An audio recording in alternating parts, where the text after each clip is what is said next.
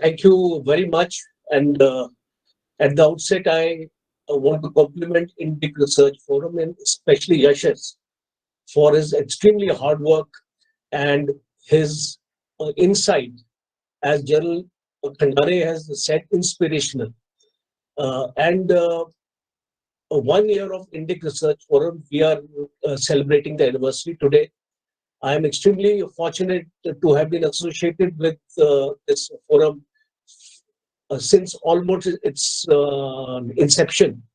And as a senior advisor, it's been my privilege to constantly interact with these young researchers, youngsters, and full of zeal and energy, and do my best to mentor them in whatever possible manner I can contribute.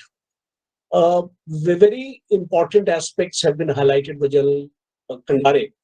And today, terrorism is an international phenomenon. It has an implication on our national security. And India's experience has been since independence, but predominantly what impacted us was 26/11, 2008, when the attack at Mumbai took place. Today, we have known terrorist organizations like Al Qaeda. There is a Maoist movement network. We have the ISIS, Lashkar-e-Toiba, and a new offshoot now, the Resistance Front.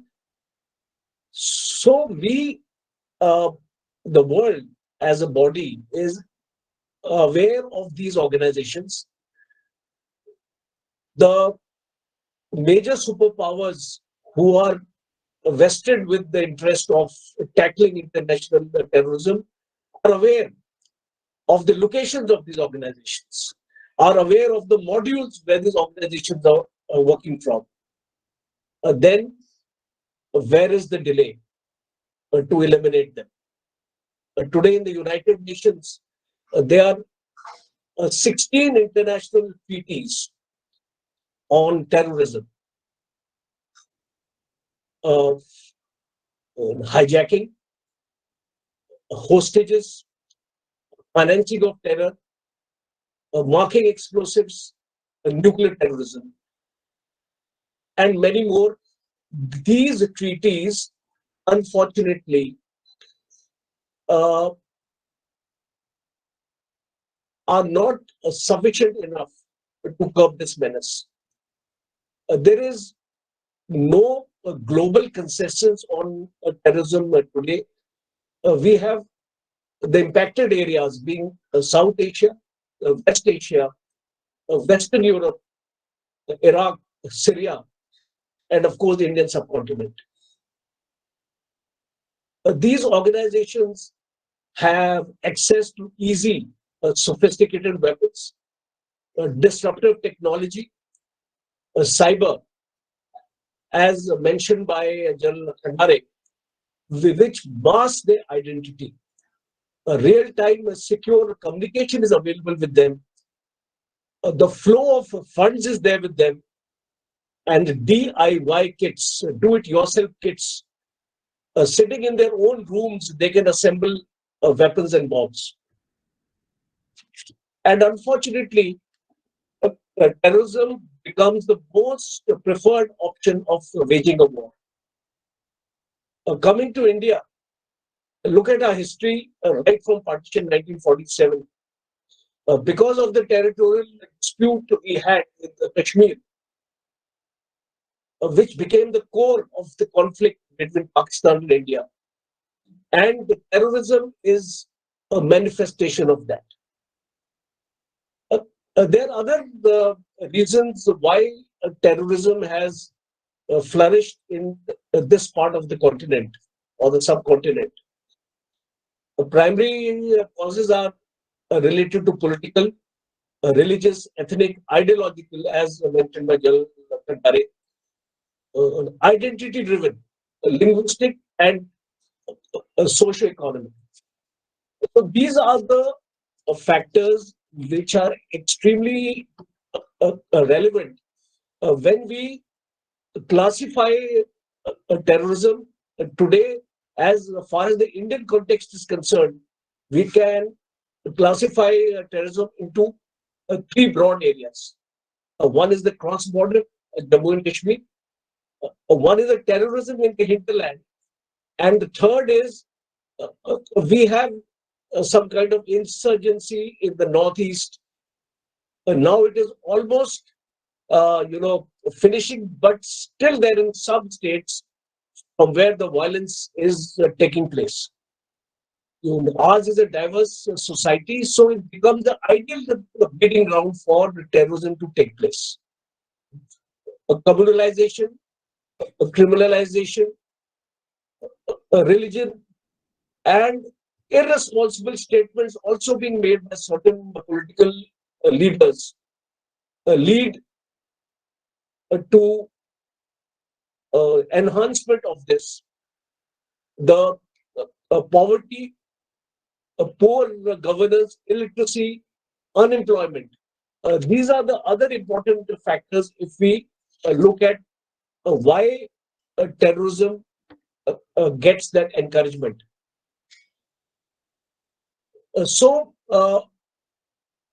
What happens? This conference here today is very relevant, and why I'm saying this, because in the month of October this year, there is going to be an international conference on counter terrorism of the United Nations Security Council, and this is going to be held in India, because India is the chair of this conference right now. Diplomats from 15 nations are going to take part in this conference. So it is very important. Our conference, this international conference on counter terrorism, we should make an endeavor to list out the minutes of this conference, important recommendations which actually emerge, and we should share it with the government, because the relevance of this conference will only be then if our issues, what we have discussed today and tomorrow, gets highlighted in the conference on a United Nations Security Council. There are various counter-terrorism strategies today. The most important is what our law enforcement actions are, what our diplomatic engagements are, what financial tools are being used, how secure are our borders, how are we using the technology, and especially what General Khandare has laid emphasis on cyber operations. And I would add two more dimensions to it. The second one is the strategic communication. Today, we need to focus on strategic communication if we have to tackle this menace of terrorism. The use of drones, the factor of deniability, as touched upon by General Khandare, drones play a very important role in deniability. Today, drones can be used by any of the terrorist elements to target our strategic areas, our vulnerable areas. The Jammu Air Base is an example of this kind of terrorism.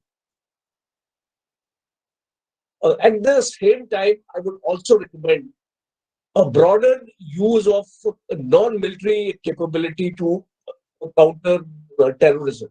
The recruitment of these terrorists, what is happening in Kerala, states like that, we need to curb that. There has to be a social resilience to terrorism. We have to leverage our skill and our resources of the civil society. And I want to bring this important aspect of civil society in this domain of counter-terrorism. And we need to discuss this, the role of civil society to counter this. We have to expose the Islamic organizations. And for that, strategic communication is a very important tool. The government has to have a separate wing, and it must have the expertise available in this particular domain of strategic communication. Uh, our neighbors like Pakistan are much ahead of us as far as this is concerned. And uh, and another important aspect is I would like to have a public private sector model for counterterrorism. We need to also bring in the private sector because technology is available with them, resources and finances are available with them. We have to create a model of that kind and need to bring this aspect also of a PPP model into being. And I'm extremely happy this conference is going to study de-radicalization models and strategy. Important to identify nations who are providing safe haven to terrorism. You know, we are aware of these countries, so we need to do much more than what the world is doing right now. Different terrorism strategies which have been adopted by Russia, by Israel, and the USA are also going to be studied in these deliberations.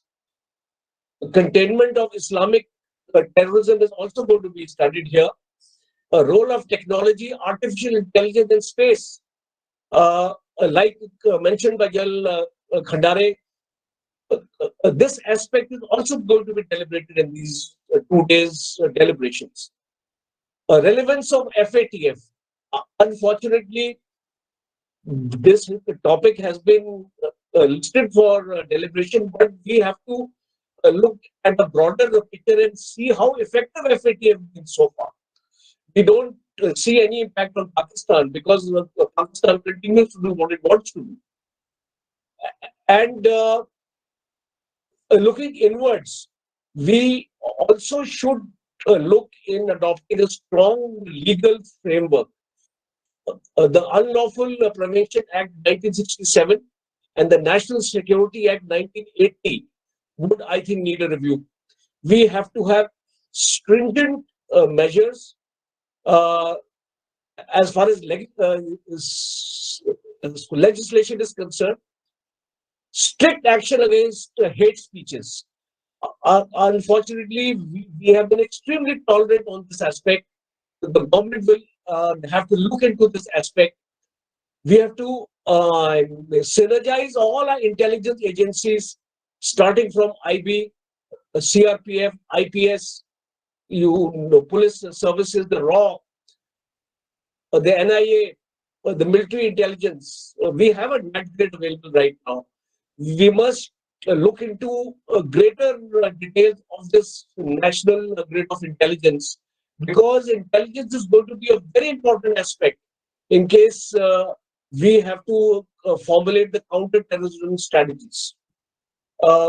With this, I think I have shared my views on terrorism as well as counter-terrorism strategies, and I am extremely hopeful that at this next 2 days we have eminent experts with us from defense, from the civil services, from the foreign services, from the academia, and the geostrategic experts on counterterrorism. And I'm sure there are going to be many takeaways from this conference. My best wishes to all of you. Jai Hind.